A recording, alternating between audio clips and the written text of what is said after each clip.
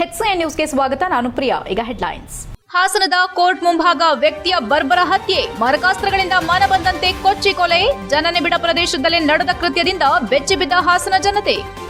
ಬೇಲೂರು ತಾಲೂಕಿನ ಅಸಾಧ್ಯವಾದ ಹಳ್ಳಿಗಳಿಗೂ ರಸ್ತೆ ಸಂಪರ್ಕ, ಆದ್ಯತೆ ಮೇರೆಗೆ ರಸ್ತೆ ಅಭಿವೃದ್ಧಿ ಕಾಮಗಾರಿ, ಶಾಸಕ ಎಚ್.ಕೆ. ಸುರೇಶ್ ಭರವಸೆ. 150 ವರ್ಷಗಳಿಂದ ಉಳುಮೆ ಮಾಡುತ್ತಿರುವ ಜಮೀನು ರಿಯಲ್ ಎಸ್ಟೇಟ್ ಉದ್ಯಮಗಳಿಗೆ ಮಾರಾಟ, ನಮ್ಮ ತಾತನ ಕಾಲದ ಭೂಮಿ ಉಳಿಸಿಕೊಡಿ, ದಲಿತ ಮಹಿಳೆಯರ ಕಣ್ಣೀರು, ಶಿವಮ್ಮ ಆಕ್ರೋಶ, ಹೋರಾಟದ ಎಚ್ಚರಿಕೆ.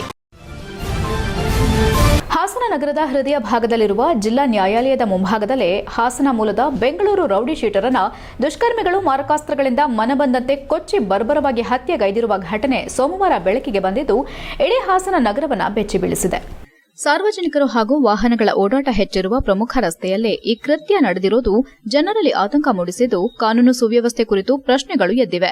ಮೃತರನ್ನ 43 ವರ್ಷದ ಮಂಜೇಶ್ ಎಂದು ಗುರುತಿಸಲಾಗಿದೆ. ಅವರು ಮೂಲತಃ ಹಾಸನ ಜಿಲ್ಲೆಯವರಾಗಿದ್ದು ಹಲವು ವರ್ಷಗಳಿಂದ ಬೆಂಗಳೂರಿನಲ್ಲಿ ನೆಲೆಸಿದ್ದರು. ಬೆಂಗಳೂರಿನಲ್ಲಿ ಅವರ ವಿರುದ್ಧ ಹಲವು ಪ್ರಕರಣಗಳು ದಾಖಲಾಗಿದ್ದ ಹಿನ್ನೆಲೆ ರೌಡಿಶೀಟರ್ ಆಗಿ ಗುರುತಿಸಿಕೊಂಡಿದ್ದರೆಂದು ಪೊಲೀಸ್ ಮೂಲಗಳು ತಿಳಿಸಿವೆ.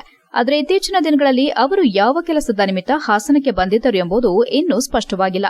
ಲಭ್ಯವಾಗಿರುವ ಮಾಹಿತಿ ಪ್ರಕಾರ ಮಂಜೇಶ್ ಅವರು ಮನೆಯಲ್ಲಿ ಯಾರಿಗೂ ತಿಳಿಸದೆ ಹಾಸನಕ್ಕೆ ಆಗಮಿಸಿದ್ರು. ಈ ವಿಚಾರವನ್ನ ಮೊದಲೇ ತಿಳಿದಿದ್ದ ಅಥವಾ ಅವರ ಚಲನವಲನವನ್ನ ಗಮನಿಸುತ್ತಿದ್ದ ದುಷ್ಕರ್ಮಿಗಳು ಸೂಕ್ತ ಸಮಯಕ್ಕಾಗಿ ಕಾದು ಕುಳಿತಿದ್ದರು ಎನ್ನಲಾಗಿದೆ.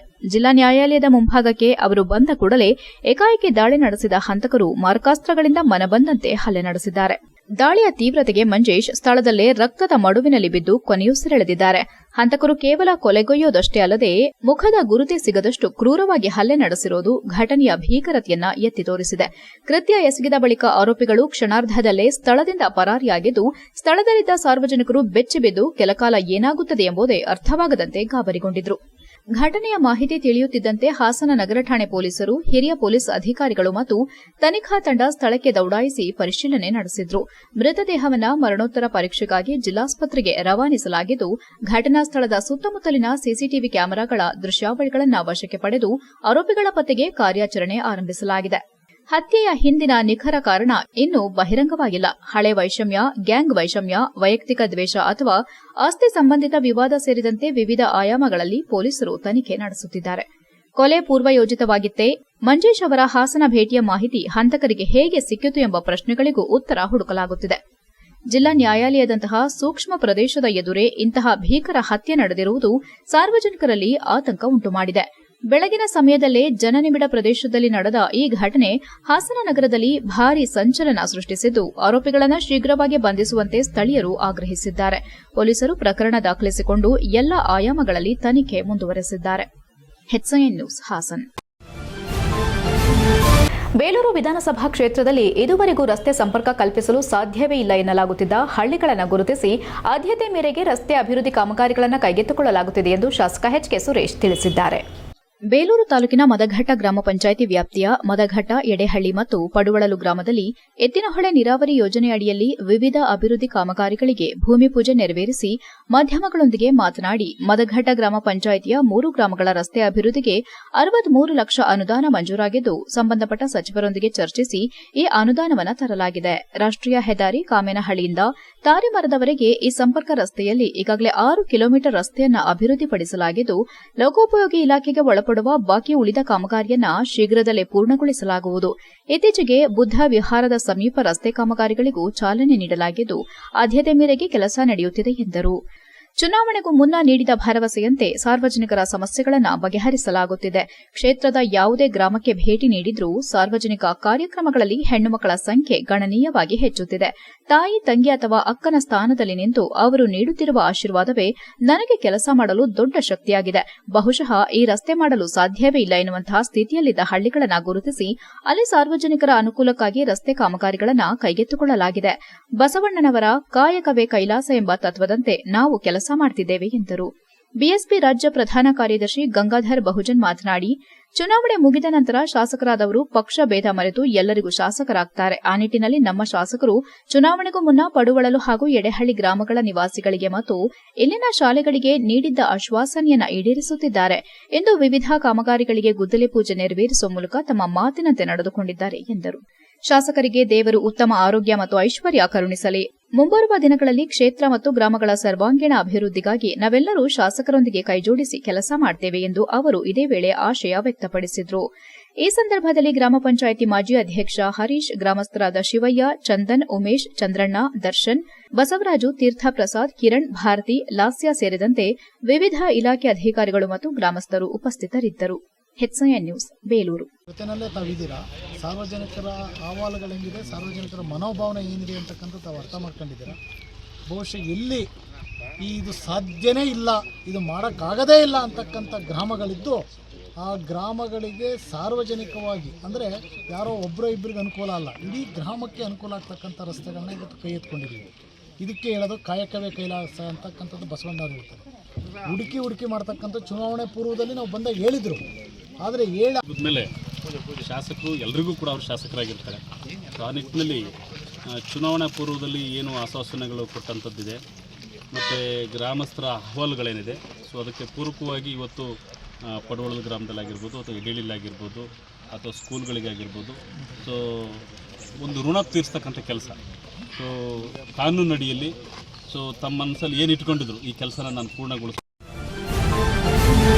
HCN ನ್ಯೂಸ್ನಲ್ಲಿ ಈಗ ಒಂದು ಪುಟ್ಟ ಬ್ರೇಕ್. ಓ ರಮೇಶ, ಹಾಯ್ ಸುರೇಶ, ನೀನೇನೋ ಇಲ್ಲಿ? ನನ್ ಮಗನ್ನ PU ಜೊತೆಗೆ CA ಮಾಡ್ಸೋಣ ಅಂದ್ರೆ ನನ್ನ ಮಗ ಸ್ಪೋರ್ಟ್ಸ್ ಕಲ್ಚರಲ್ಸ್ ಅಂತಿದ್ದಾನೆ. ಏನ್ ಮಾಡೋದು? ಅದಕ್ಕೆ ಟೆನ್ಷನ್. ಡೈರೆಕ್ಟ್ ಆಗಿ ಕರ್ಕೊಂಡು ಹೋಗಿ ಪ್ರತಿ ಸಲ 100% ರಿಸಲ್ಟ್ ತಗೋತಿರೋ ನಮ್ಮ ಸೆಂಟ್ರಲ್ ಕಾಮರ್ಸ್ ಕಾಲೇಜ್ಗೆ ಸೇರ್ಸು. ಅಲ್ಲಿ ಪ್ರತಿ ವರ್ಷ ಸ್ಟೇಟ್ ರ್ಯಾಂಕ್ಸ್ ಹಾಗೆ ಜಿಲ್ಲೆಗೆ ಫಸ್ಟ್ ರ್ಯಾಂಕ್ ತಗೊಳ್ಳೋ ಜೊತೆಗೆ CA, CS ಗೆ ಕೋಚಿಂಗ್ ಕೊಟ್ಟು ಒಳ್ಳೆ ರಿಸಲ್ಟ್ ಕೊಡ್ತಿರೋ ಜಿಲ್ಲೆಯ ನಂಬರ್ 1 ಕಾಮರ್ಸ್ ಕಾಲೇಜು. ಅಲ್ಲ, CA ಕೇಳಿದೀನಿ, CS ಅಂದ್ರೆ ಕಂಪನಿ ಸೆಕ್ರೆಟರಿ ಅಂತ. ಅದು CA ತರನೇ ಪ್ರೊಫೆಷನಲ್ ಕೋರ್ಸು. ಇಡೀ ಜಿಲ್ಲೆಯಲ್ಲಿ CS ಗೆ ಕೋಚಿಂಗ್ ಕೊಡ್ತಿರೋದು ಇದೊಂದೇ ಕಾಲೇಜು. ಜೊತೆಗೆ PU, ಡಿಗ್ರಿ ಎಲ್ಲ ಸ್ಟೂಡೆಂಟ್ಸ್ ಗೂ advance excel, SAP, tally, power BI ತರ ಆಡ್ ಆನ್ ಕೋರ್ಸ್ ಗಳು ಇವೆ. ಇಷ್ಟೇ ಅಲ್ಲಪ್ಪ, ಡಿಗ್ರಿ ಸ್ಟೂಡೆಂಟ್ಸ್ ಗೆ ಪ್ಲೇಸ್ಮೆಂಟ್ ಟ್ರೈನಿಂಗ್ ಕೊಟ್ಟು ಕ್ಯಾಂಪಸ್ ಇಂಟರ್ವ್ಯೂ ಮಾಡಿಸ್ತಾರೆ. ಮತ್ತೆ ಪ್ರತಿ ವರ್ಷ ಕಾಲೇಜಿನ 50 ರಿಂದ 60 ವಿದ್ಯಾರ್ಥಿಗಳು ಒಳ್ಳೊಳ್ಳೆ ಕಂಪನಿಗೆ ಸೆಲೆಕ್ಟ್ ಆಗ್ತಿದ್ದಾರೆ. ಜೊತೆಗೆ ಸ್ಪೋರ್ಟ್ಸ್ ನಲ್ಲಿ ಈ ಕಾಲೇಜ್ ನ ಮಕ್ಕಳು ಸ್ಟೇಟ್ ಮತ್ತೆ ನ್ಯಾಷನಲ್ಸ್ ಗೂ ಹೋಗ್ತಾರೆ. ಕಲ್ಚರಲ್ಸ್ ಗೆ ಟ್ಯಾಲೆಂಟ್ ಹಂಟ್ ಅಂತ ಹಬ್ಬನೇ ಮಾಡ್ತಾರೆ. ಹಾಗಾದ್ರೆ ಕಾಮರ್ಸ್ ಮಕ್ಕಳಿಗೆ ಬೇಕಿರೋ A to Z ಇದೊಂದೇ ಕಾಲೇಜ್ ನಲ್ಲಿ ಸಿಗುತ್ತೆ ಅಂತ ಆಯ್ತು. ಹೌದು, ಹುಡುಗರಿಗೂ ಹುಡುಗಿಯರಿಗೂ ಪ್ರತ್ಯೇಕ ಹಾಸ್ಟೆಲ್ ವ್ಯವಸ್ಥೆ ಕೂಡ ಇದೆ. ಅದೇ ನಮ್ಮ ಸೆಂಟ್ರಲ್ ಕಾಮರ್ಸ್ ಕಾಲೇಜ್. ಪ್ರವೇಶಾತಿಗಾಗಿ ಸಂಪರ್ಕಿಸಿ central commerce PU college, Saibaba temple ಎದುರು, ಸಾಲಗಾಮಿ ರಸ್ತೆ, Hassan. Central commerce degree college, Salagami ರಸ್ತೆ, ಹಾಸನ. ದೂರವಾಣಿ ಸಂಖ್ಯೆ 9916141544 ಮತ್ತು 9902301522.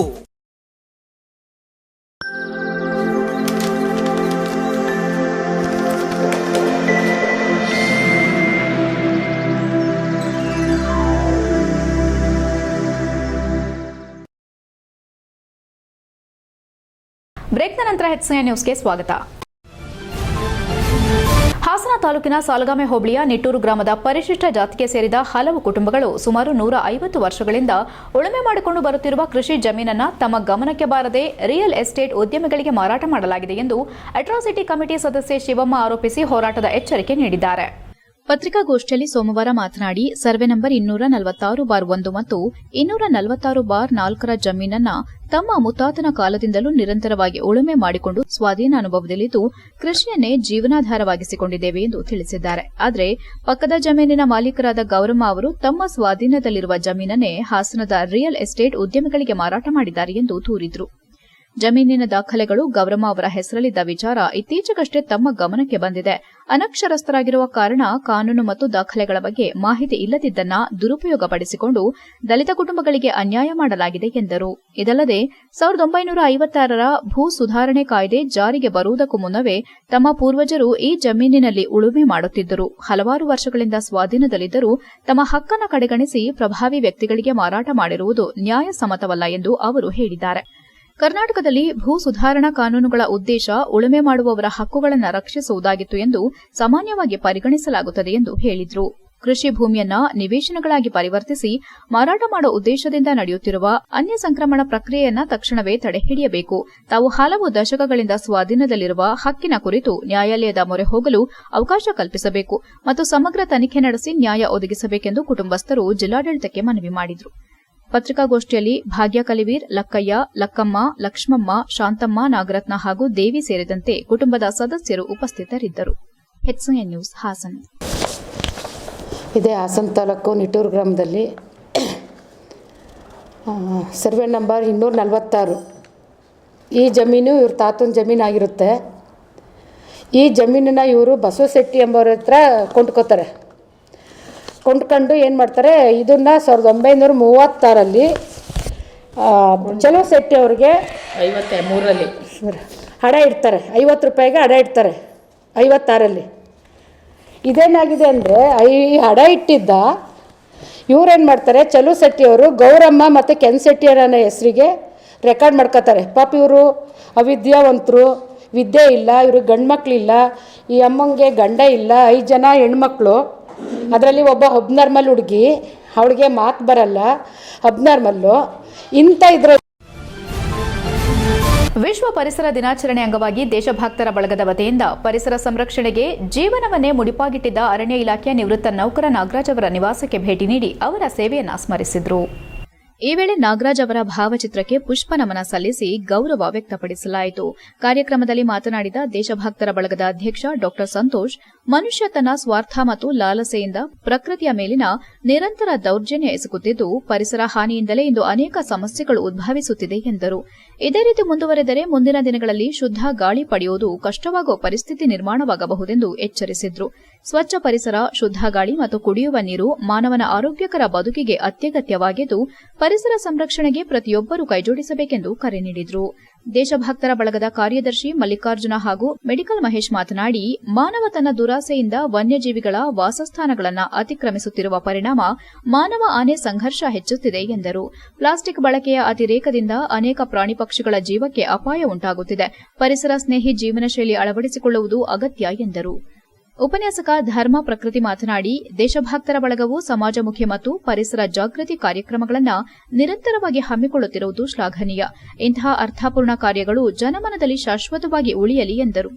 ಕಾರ್ಯಕ್ರಮದಲ್ಲಿ ನಾಗರಾಜ್ ಅವರ ಧರ್ಮಪತ್ನಿ ಲಾವಣ್ಯ, ಮೋಹನ್, ಪವನ್, ಗ್ಲಾಸ್ ಪ್ರಕಾಶ್, ಯೋಗೇಶ್ ಮತ್ತು ನಾಗರಾಜ್ ಅವರ ಕುಟುಂಬ ಸದಸ್ಯರು, ಹಿತೈಷಿಗಳು, ಬಂಧು ಮಿತ್ರರು ಉಪಸ್ಥಿತರಿದ್ದರು.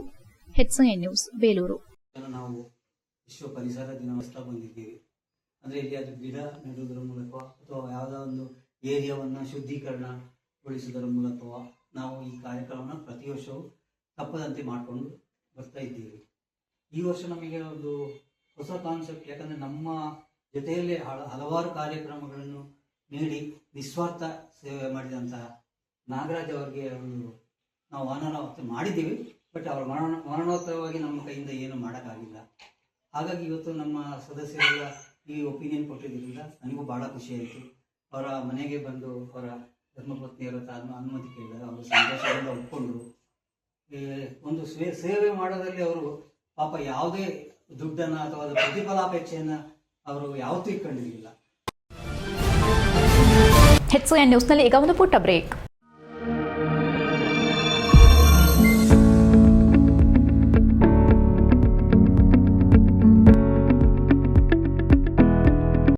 I'm Silma Bigara. I'm a student of Central Commerce College, Hassan. ನಾನು ಬೋರ್ಡ್ ಎಕ್ಸಾಮ್ಸ್ ಅಲ್ಲಿ 591 ಸ್ಕೋರ್ ಮಾಡಿದ್ದೀನಿ 600ಗೆ. ಇದೆಲ್ಲದಕ್ಕೂ ಕಾಲೇಜ್ ಎಷ್ಟು ಸಪೋರ್ಟ್ ಮಾಡಿದೆ, ಕಾಲೇಜ್ ನಂಗೆ ತುಂಬಾ ಸಪೋರ್ಟ್ ಮಾಡಿದೆ. Hi everyone, I'm Sarayu from Central Commerce College. I've secured 591, 98.5. I'm so happy with this, but ಇನ್ನೂ ಬರ್ಬೇಕಿತ್ತು. ಸೊ ಬಟ್ ಇದೆಲ್ಲ ಲೆಕ್ಚರರ್ಸ್, ಪೇರೆಂಟ್ಸ್ ಸಪೋರ್ಟ್ ಇಂದಾನೆ ಸಾಧ್ಯ ಆಗಿದ್ದು. ತುಂಬಾನೇ ಸಪೋರ್ಟ್ ಮಾಡಿದ್ದಾರೆ ಕಾಲೇಜಲ್ಲಿ ಅಂತೂ. ಲೈಕ್ ಬರೀ ಸ್ಟಡೀಸ್ ಅಂತ ಅಲ್ಲ, ಕಲ್ಚರಲ್ ಆಗ್ಲಿ ಅಥವಾ ಸ್ಪೋರ್ಟ್ಸ್ ಆಗ್ಲಿ ಎಲ್ಲಾದ್ರಲ್ಲೂ ತುಂಬಾನೇ ಸಪೋರ್ಟ್ ಇದೆ. ಆಪರ್ಚುನಿಟೀಸ್ ಯಾವುದಕ್ಕೂ ಕಡಿಮೆ ಇಲ್ಲ, ಎಲ್ಲದಕ್ಕೂ ಕೊಡ್ತಾರೆ. ಒಳ್ಳೆ ಸ್ಥಾನಕ್ಕೆ ಬೆಳೆಯೋಕೆ ಹೆಲ್ಪ್ ಮಾಡ್ತಾರೆ. I am so grateful for them. ಎಲ್ಲ ಅವ್ರ ಸಪೋರ್ಟ್ ಇಂದಾನೆ ಆಗಿದೆ. Sir Pramod, a student of Central Commerce College. I secured 591 out of 600. To be here, I am very thankful to my lecturers and my parents who supported me to achieve these marks. Thank you for all for supporting me. ನನ್ನ ಹೆಸರು ದೇವಿಕಾ. ನಾನು central commerce ಕಾಲೇಜಲ್ಲಿ second PU ಮುಗಿಸಿದ್ದೀನಿ. ನಾನು ಈಗ 2026 ಅಲ್ಲಾದ second PU exam ಅಲ್ಲಿ 590 score ಮಾಡಿದ್ದೀನಿ 600ಗೆ. I was expecting still more. Revaluation ಆಗ್ತೀನಿ, ಐ ನೋ ಡೆಫಿನೆಟ್ಲಿ ನಾನು ಅಚೀವ್ ಮಾಡ್ತೀನಿ. ಇನ್ನು ನಾನೇನು ಎಕ್ಸ್ಪೆಕ್ಟ್ ಮಾಡಿದೆ ಅದನ್ನ ಅಂತ. I'm Meganadi, a student of Central Commerce College. I scored 590. ಎಲ್ಲರಿಗೂ ನಮಸ್ಕಾರ. ನಾನು ಮಹೇಶ್, ಸೆಂಟ್ರಲ್ ಕಾಮರ್ಸ್ ಕಾಲೇಜಿನ ಸಂಸ್ಥಾಪಕ. 2025-26 ಸಾಲಿನ ದ್ವಿತೀಯ PUC ಫಲಿತಾಂಶದಲ್ಲಿ ನಮ್ಮ ಕಾಲೇಜು ಮತ್ತೊಮ್ಮೆ 100% ಫಲಿತಾಂಶವನ್ನು ಪಡ್ಕೊಂಡಿದೆ. ಸತತ 9ನೇ ಬಾರಿಗೆ 100% ಫಲಿತಾಂಶವನ್ನು ಪಡೆದು ನಮ್ಮ ಕಾಲೇಜಿನ ವಿದ್ಯಾರ್ಥಿಗಳು ಜಿಲ್ಲೆಯಲ್ಲಿ ಇತಿಹಾಸವನ್ನೇ ಸೃಷ್ಟಿ ಮಾಡಿದ್ದಾರೆ. ಜೊತೆಗೆ ಕಳೆದ 8 ವರ್ಷಗಳ ಫಲಿತಾಂಶಕ್ಕಿಂತ ಈ ವರ್ಷದಲ್ಲಿ ಅತ್ಯುತ್ತಮ ಫಲಿತಾಂಶವನ್ನ ಪಡ್ಕೊಂಡಿದ್ದೇವೆ. ನಮ್ಮ ಕಾಲೇಜಿನ ಯಾವುದೋ ಒಬ್ಬ ಅಥವಾ ಇಬ್ಬರು ವಿದ್ಯಾರ್ಥಿಗಳು ಉತ್ತಮ ಫಲಿತಾಂಶವನ್ನ ಪಡ್ಕೊಂಡಿರೋದಲ್ಲ. ಕಾಲೇಜಿನ ಒಬ್ಬ ಅಥವಾ ಇಬ್ಬರು ವಿದ್ಯಾರ್ಥಿಗಳು ಉತ್ತಮ ಫಲಿತಾಂಶವನ್ನ ಪಡ್ಕೊಂಡು ಉಳಿದ ವಿದ್ಯಾರ್ಥಿಗಳು ಸಾಧಾರಣ ಫಲಿತಾಂಶವನ್ನ ಪಡ್ಕೊಂಡ್ರೆ ಅಥವಾ ಕೆಲವು ವಿದ್ಯಾರ್ಥಿಗಳು ಫೇಲ್ ಆದ್ರೆ ಅದನ್ನ ಉತ್ತಮ ಫಲಿತಾಂಶ ಅಂತ ಆಗ್ಲಿ ಅಥವಾ ಉತ್ತಮ ಗುಣಮಟ್ಟದ ಶಿಕ್ಷಣ ಅಂತ ಆಗ್ಲಿ ಖಂಡಿತ ಹೇಳಲಿಕ್ಕೆ ಬರೋದಿಲ್ಲ. ನಮ್ಮ ಕಾಲೇಜಿನ ವಿಶೇಷತೆ ಕಾಲೇಜಿನ ಎಲ್ಲ ವಿದ್ಯಾರ್ಥಿಗಳು ಅತ್ಯುತ್ತಮ ಫಲಿತಾಂಶವನ್ನು ಪಡ್ಕೊಂಡಿದ್ದಾರೆ, ಅತ್ಯುತ್ತಮ ಸಾಧನೆಯನ್ನ ಮಾಡಿದ್ದಾರೆ.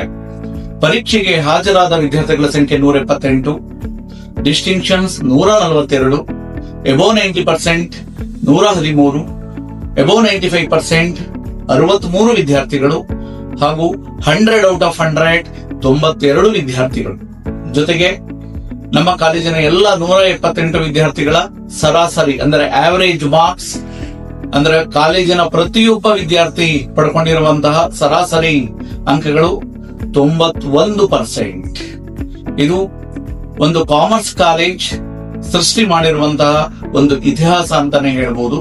ಜೊತೆಗೆ ಪರೀಕ್ಷೆಗೆ ಹಾಜರಾದ 178 ವಿದ್ಯಾರ್ಥಿಗಳಲ್ಲಿ 176 ವಿದ್ಯಾರ್ಥಿಗಳ ಫಲಿತಾಂಶ ಅವರ SSLC ಫಲಿತಾಂಶಕ್ಕಿಂತ ಹೆಚ್ಚಾಗಿರುವಂತದ್ದು ಕಾಲೇಜಿನ ಗುಣಮಟ್ಟಕ್ಕೆ ಹಾಗೂ ಕಾಲೇಜು ಪ್ರತಿಯೊಬ್ಬ ವಿದ್ಯಾರ್ಥಿಗೆ ನೀಡುತ್ತಿರುವಂತಹ ಪ್ರಾಮುಖ್ಯತೆಗೆ ಸಾಕ್ಷಿ.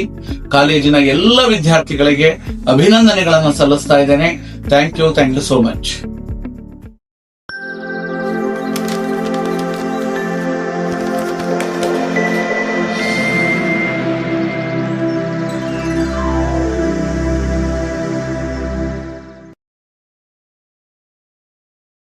ಬ್ರೇಕ್ನ ನಂತರ HCI ನ್ಯೂಸ್ಗೆ ಸ್ವಾಗತ.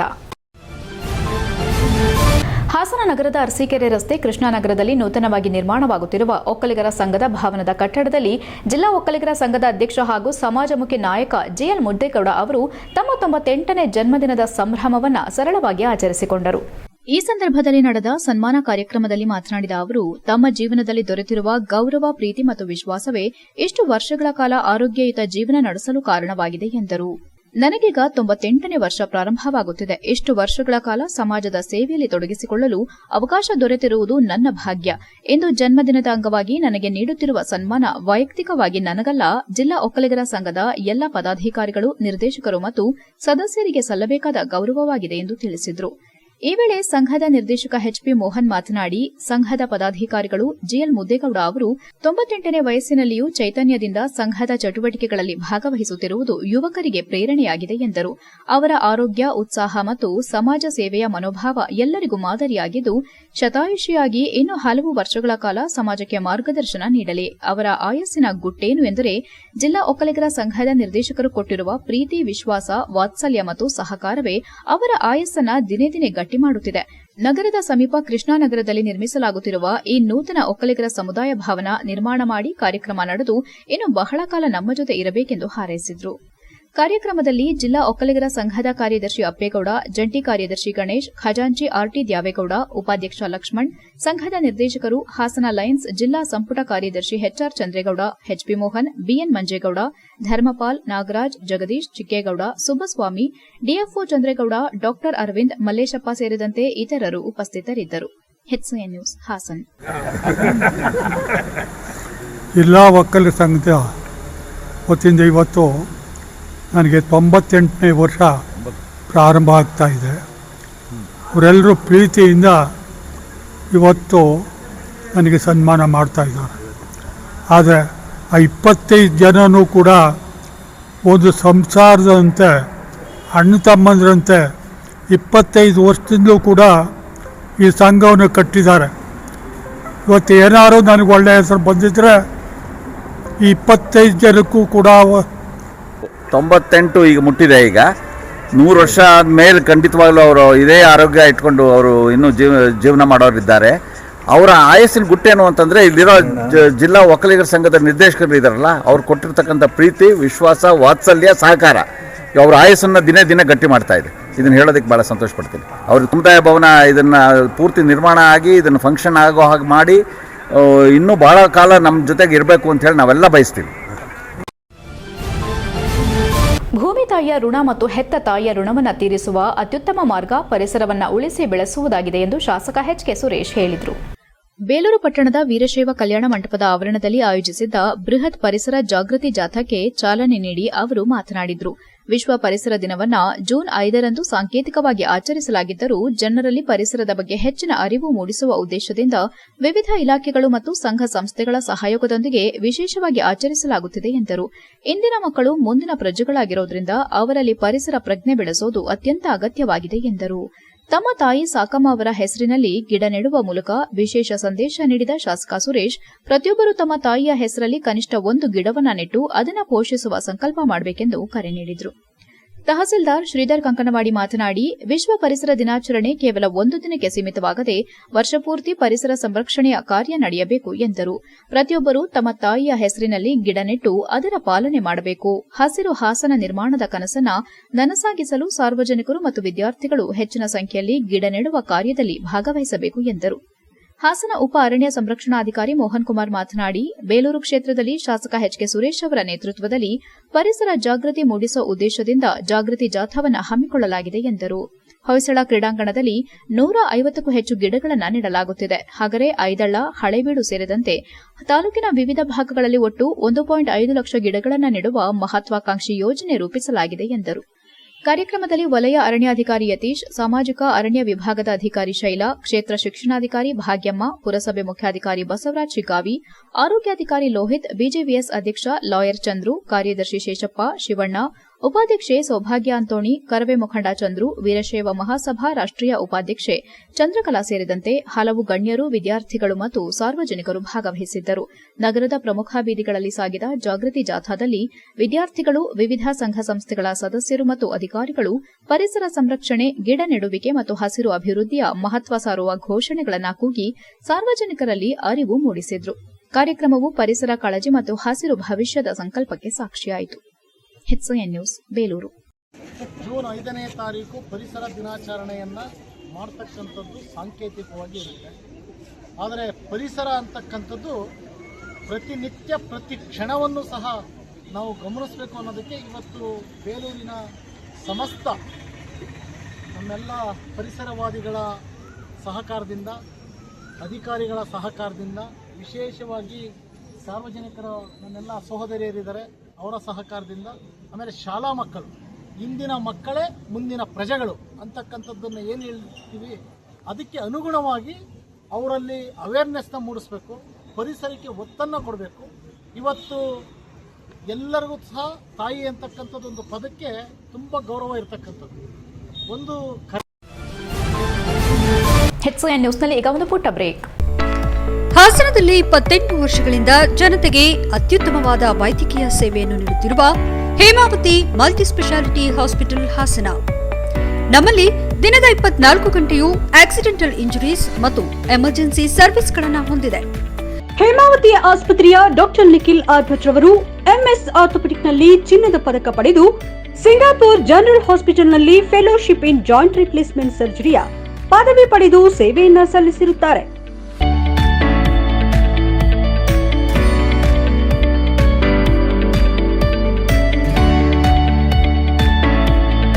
ನಮ್ಮಲ್ಲಿ ಆಂಬ್ಯುಲೆನ್ಸ್ ಸೇವೆಯೂ ಲಭ್ಯ. ಇನ್ನೇಕೆ ತಡ? ನೀವು ಯಾವುದೇ ಮೂಳೆ ಸಮಸ್ಯೆ ಹೊಂದಿದ್ದರೆ ಹಿಂದೆ ಭೇಟಿ ನೀಡಿ. ಹೇಮಾವತಿ ಮಲ್ಟಿ ಸ್ಪೆಷಾಲಿಟಿ ಹಾಸ್ಪಿಟಲ್, ಉತ್ತರ ಬಡಾವಣೆ, ಹಾಸನ. ಬ್ರೇಕ್ನ ನಂತರ HCN ನ್ಯೂಸ್ಗೆ ಸ್ವಾಗತ. ಬೇಲೂರು ಹೊಳೆಬೀದಿಯ ಸಂತೋಷ್ ಅವರ ಬಟ್ಟೆ ಅಂಗಡಿ ಅಗ್ನಿ ಅವಘಡಕ್ಕೆ ತುತ್ತಾದ ಹಿನ್ನೆಲೆ ಲಯನ್ಸ್ ಕ್ಲಬ್ ವತಿಯಿಂದ ಆರ್ಥಿಕ ಸಹಾಯ ಮಾಡಲಾಯಿತು. ಬೇಲೂರು ಲಯನ್ಸ್ ಸಂಸ್ಥೆಯ ಖಜಾಂಚಿ ಸಂತೋಷ್ ಕುಮಾರ್ ಅವರ ಹೊಳೆಬೀದಿಯ ಬಟ್ಟೆ ಅಂಗಡಿ ಅಗ್ನಿ ಅವಘಡಕ್ಕೆ ತುತ್ತಾದ ಪರಿಣಾಮ ಬೇಲೂರು ಲಯನ್ಸ್ ಕ್ಲಬ್ ವತಿಯಿಂದ ಸಂತ್ರಸ್ತ ಕುಟುಂಬಕ್ಕೆ 4 ಲಕ್ಷ ಆರ್ಥಿಕ ನೆರವು ನೀಡುವ ಜೊತೆಗೆ ಆತ್ಮಸ್ಥೈರ್ಯ ಹೇಳಿದ್ರು. ಈ ವೇಳೆ ಮಾತನಾಡಿದ ಲಯನ್ಸ್ ಭವನ ಟ್ರಸ್ಟ್ ಅಧ್ಯಕ್ಷ ದೊಡ್ಡಮನೆ ಪ್ರಭಾಕರ್, ಲಯನ್ಸ್ ಸಂಸ್ಥೆ ಹಾಲಿ ಖಜಾಂಚಿ ನಮ್ಮ ಸಂಸ್ಥೆಯ ಬಡ ಕೊಡುಗೈದಾನಿ ಎಂದು ಹೇಳಬಹುದು. ಯಾವುದೇ ಕಾರ್ಯಕ್ರಮಕ್ಕೆ ಮೊದಲ ದೇಣಿಗೆ ನೀಡುತ್ತಿದ್ದರು. ಇಂತಹ ಕುಟುಂಬಕ್ಕೆ ಆಸರಿಯಾದ ಹೊಳೆಬೀದಿ ಬಟ್ಟೆ ಅಂಗಡಿ ಅಗ್ನಿ ದುರಂತದಿಂದ ಇಡೀ ಅಂಗಡಿಯೇ ಭಸ್ಮವಾದ ಹಿನ್ನೆಲೆ ಲಯನ್ಸ್ ಸಂಸ್ಥೆ ಹೆಚ್ಚಿನ ಸಹಕಾರ ನೀಡಿದೆ. ವಿಶೇಷವಾಗಿ ಶಾಸಕರು, ದಾನಿಗಳು ಸೇರಿದಂತೆ ವಿವಿಧ ಸಂಘ ಸಂಸ್ಥೆಗಳು ನೀಡಿದ ದೇಣಿಗೆ ಸಂತೋಷ್ ಪುನಃ ಉದ್ಯಮ ಕಟ್ಟಲು ಅನುವು ಮಾಡಿದ ಹಿನ್ನೆಲೆ ಸರ್ವರಿಗೂ ಲಯನ್ಸ್ ಸಂಸ್ಥೆ ವತಿಯಿಂದ ಧನ್ಯವಾದ ತಿಳಿಸಿದರು. ಲಯನ್ಸ್ ಕ್ಲಬ್ ಅಧ್ಯಕ್ಷೆ ತಾರಾಮಣಿ ಸುರೇಶ್ ಮಾತನಾಡಿ, ಅಂತಾರಾಷ್ಟೀಯ ಸೇವಾ ಸಂಸ್ಥೆಯಾದ ಲಯನ್ಸ್ ಸೇವೆಯ ಜೊತೆಗೆ ಕುಟುಂಬದ ರೀತಿಯಲ್ಲಿ ನಡೆದುಕೊಳ್ಳುವ ಸಂಸ್ಥೆಯಾದ ಕಾರಣ ಲಯನ್ಸ್ ಸದಸ್ಯರಿಗೆ ಇಂದು ಸಹಾಯ ಮಾಡುತ್ತಿದೆ. ಸಂತೋಷ್ ಅವರ ಬಟ್ಟೆ ಅಂಗಡಿ ಜೀವನಕ್ಕೆ ಆಧಾರವಾಗಿತ್ತು. ಆದರೆ ಬೆಂಕಿ ಆಹುತಿಯಿಂದ ಅವರಿಗೆ ಮಾನಸಿಕ ನೋವು ಉಂಟಾಗಿದೆ. ಸಂತೋಷ್ ಅವರ ಜೊತೆಯಲ್ಲಿ ಇಡೀ ಲಯನ್ಸ್ ಸಂಸ್ಥೆ ಇದೆ ಎಂದು ವಿಶ್ವಾಸ ವ್ಯಕ್ತಪಡಿಸಿದರು. ಕಾವೇರಿ ಕ್ಲಿನಿಕ್ ವೈದ್ಯಾಧಿಕಾರಿ ಡಾ ಚಂದ್ರಮೌಳಿ ಮಾತನಾಡಿ, ಒಂದಲ್ಲ ಒಂದು ಉದ್ಯೋಗದಿಂದಲೇ ಬದುಕು ಕಟ್ಟಿಕೊಂಡವರಿಗೆ ಇಂತಹ ಆಘಾತ ನಿಜಕ್ಕೂ ನೋವು ತರುತ್ತದೆ. ಸಂತೋಷ್ ಅವರು ಲಯನ್ಸ್ ಸಂಸ್ಥೆಗೆ ತಾವು ದುಡಿದ ಹಣದಲ್ಲಿ ಸ್ವಲ್ಪ ಭಾಗವನ್ನ ಲಯನ್ಸ್ ಸೇವಾ ಕಾರ್ಯಕ್ಕೆ ನೀಡಿದ ನಿಟ್ಟಿನಲ್ಲಿ ಅವರಿಗೆ ಲಯನ್ಸ್ ಸೇರಿದಂತೆ ದಾನಿಗಳು ಮತ್ತು ಸಂಘ ಸಂಸ್ಥೆಯವರು ಉದಾರವಾಗಿ ದೇಣಿಗೆ ನೀಡಿದ್ದಾರೆ. ಯಾವ ಕಾರಣಕ್ಕೂ ಆತ್ಮವಿಶ್ವಾಸದಿಂದ ಹೊರಬರದೆ ಗಟ್ಟಿತನದಿಂದ ನಿಮ್ಮ ಬಟ್ಟೆ ಅಂಗಡಿ ಉದ್ಯಮವನ್ನು ಪುನಃ ಕಟ್ಟಿಕೊಳ್ಳಿ ಎಂದು ಹಾರೈಸಿದರು. ಈ ಸಂದರ್ಭದಲ್ಲಿ ಬೇಲೂರು ಲಯನ್ಸ್ ಕ್ಲಬ್ ಕಾರ್ಯದರ್ಶಿ ಆದರ್ಶ್, ಮಾಜಿ ಅಧ್ಯಕ್ಷರಾದ ವೈಬಿ ಸುರೇಶ್, ತಾಲೂಕು ಶರಣ ಸಾಹಿತ್ಯ ಪರಿಷತ್ತು ಅಧ್ಯಕ್ಷ ಹೆಬ್ಬಾಳು ಹಾಲಪ್ಪ, ಡಾ ರಾಜ್ಕುಮಾರ್ ಅಭಿಮಾನಿ ಸಂಘದ ಅಧ್ಯಕ್ಷ ತೀರ್ಥಂಕರ್, ಲಯನ್ಸ್ ಮಾಜಿ ಕಾರ್ಯದರ್ಶಿಗಳಾದ ಪ್ರಶಾಂತ್ ಮತ್ತು ರವಿಕುಮಾರ್, ವಿನೋದ ಪ್ರಭಾಕರ್, ಶಿಲ್ಪಾ ಸಂತೋಷ್ ಸೇರಿದಂತೆ ಇನ್ನು ಮುಂತಾದವರು ಹಾಜರಿದ್ದರು. HCN news, Belur. ಪ್ರಾಯಶಃ ದೊಡ್ಡಮನೆ ಪ್ರಭಾಕರ್ ಅವ್ರಿಗೊಂದು ಬಿರುದು ಕೊಟ್ಟಿದ್ದಾರೆ, ಬಡ ಕೊಡುಗೈ ದಾನಿ ಅಂತೇಳಿ. ಪ್ರಾಯಶಃ ಯಾವುದೇ ಕೆಲಸವಿದ್ರೂ ಕೂಡ ಅವರು ತಮ್ಮದೇ ಮೊದಲು ಅಂತ ಹೇಳಿ ದಾನವನ್ನು ನೀಡುತ್ತಿದ್ದಂತಹ ಸಂತೋಷ್ ಅವರು ಅಗ್ನಿ ಅವಘಡದಿಂದ ಅವರು ಮಾನಸಿಕವಾಗಿ ನೊಂದಿದ್ರು. ಪ್ರಾಯಶಃ ಲಯನ್ಸ್ ಸಂಸ್ಥೆ ಅಂದರೆ ಒಂದು ಸೇವಾ ಸಂಸ್ಥೆ, ಅದರ ಜೊತೆಗೆ ಒಂದು ಕುಟುಂಬದ ರೀತಿಯಲ್ಲಿ, ಚಂದ್ರಮೌಳಿ ಅವರು ಹೇಳಿದ ರೀತಿಯಲ್ಲಿ ಇದು ಕುಟುಂಬದ ರೀತಿಯಲ್ಲಿ ಅವರಿಗೊಂದು ಆತ್ಮವಿಶ್ವಾಸವನ್ನು ಮೂಡಿಸುವುದು, ದುಡ್ಡು ಅಲ್ಲ ಮುಖ್ಯ, ಆತ್ಮವಿಶ್ವಾಸವನ್ನು ಮೂಡಿಸಿ ಲಯನ್ಸ್ ಸೇವಾ ಸಂಸ್ಥೆ ಮತ್ತು ನಮ್ಮ ಸ್ನೇಹಿತರು ಪ್ರಶಾಂತ್, ಪ್ರಬಣ್ಣ, ಡಾಕ್ಟ್ರು, ಮೇಡಮ್ ಅವರು, ಸುರೇಶ್ ಅಣ್ಣ, ರವಿ ಅವರು, ಎಲ್ಲರೂ, ಸ್ವರ್ಣ ಮೇಡಮ್ ಅವರು, ಆದರ್ಶ್ ಅವರು, ನಮ್ಮ ಲಯನ್ಸ್ ಕುಟುಂಬದಿಂದ ತುಂಬ ಸಹಕಾರ ನೀಡಿದ್ದಾರೆ. ಅವರಿಗೆ ತುಂಬ ಹೃದಯದ ಧನ್ಯವಾದಗಳು. ಮತ್ತು ನಮ್ಮ ಶಾಸಕರು ಅವರು ಕೂಡ ದೇಣಿಗೆಯನ್ನು ಕೊಟ್ಟಿದ್ದಾರೆ. ಮತ್ತು ಗ್ರಾನೆಟ್ ರಾಜಣ್ಣ ಅವರು ದೇಣಿಗೆಯನ್ನು ಕೊಟ್ಟಿದ್ದಾರೆ. ಆಮೇಲೆ ಬೇಲೂರು ತಾಲೂಕಿನ ಅರೇಹಳ್ಳಿ ಹೋಬಳಿಯ ಲಿಂಗಾಪುರ, ಉದೇವಾರ, ಹುಲ್ಲೆಮಕ್ಕಿ, ಕಡೆಗರ್ಜೆ, ಗುಡ್ಡೆಪೇಟೆ ಎಸ್ಟೇಟ್ ಸೇರಿದಂತೆ ಸುತ್ತಮುತ್ತಲಿನ ಪ್ರದೇಶಗಳಲ್ಲಿ ಕಳೆದ 5-6 ತಿಂಗಳಿನಿಂದ ಕಾಣೆಯಾಗಿದ್ದ ಕಾಡಾನೆಗಳ ಹಿಂಡು ಮತ್ತೆ ಪ್ರತ್ಯಕ್ಷವಾಗಿದ್ದು ರೈತರು ಹಾಗೂ ಕೂಲಿ ಕಾರ್ಮಿಕರಲ್ಲಿ ಆತಂಕ ಮೂಡಿಸಿದೆ. ಹಿಂದೆ ಕಾಡಾನೆಗಳ ಹಾವಳಿಯಿಂದ ಬೇಸತ್ತ ರೈತರು ತಮ್ಮ ತೋಟಗಳಿಗೆ ಸೋಲಾರ್ ವಿದ್ಯುತ್ ಬೇಲಿಗಳನ್ನು ಅಳವಡಿಸಿಕೊಂಡ ಬಳಿಕ ಆನೆಗಳು ಬಿಕ್ಕೋಡು, ಚೇಕನಹಳ್ಳಿ ಮತ್ತು ಮೂಡಿಗೆರೆ ಭಾಗಗಳತ್ತ ತೆರಳಿದುವು. ಆದರೆ ಕಳೆದ 1 ವಾರದಿಂದ ಸುಮಾರು 20ಕ್ಕೂ ಹೆಚ್ಚು ಕಾಡಾನೆಗಳ ಗುಂಪು ಮತ್ತೆ ಈ ಭಾಗದಲ್ಲಿ ಕಾಣಿಸಿಕೊಂಡು